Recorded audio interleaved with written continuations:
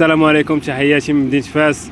اليوم كاين ماتش زوين ديال المغرب والكاميرون. ان شاء الله الماتش غادي يكون شويه قوي، وكنتمناو ان شاء الله المغرب يفوز، ولكن في الشوط الاول ان شاء الله غادي يخرجوا تعادل، وفي الشوط الثاني حتى هما يخرجوا تعادل.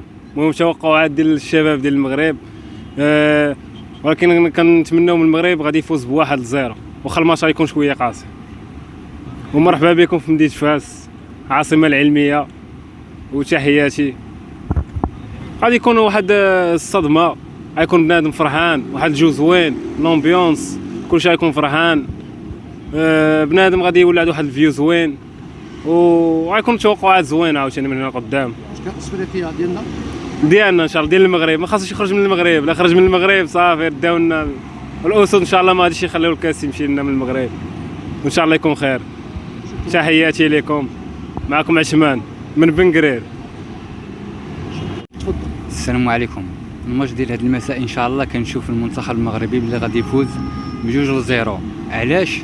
حيت المنتخب المغربي ملي كتكون واحد الفرق قويه كيبين مع الفرق قويه، وحنايا بالنسبه لي انايا من نهار اللي تنظم هذا المونديال هنايا في هذه البلاد السعيده هذه، عرفت انايا بالخاطر ديالي، حيت عارف المنتخب المغربي يدوز الصعوبات ويتعذب ويتكرفص، ولكن ان شاء الله بحول الله غادي يفرحنا في التالي.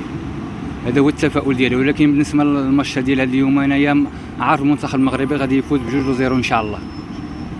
شكرا جزيلا. شنو الاسم ديالك؟ عبد الواحد العميمي.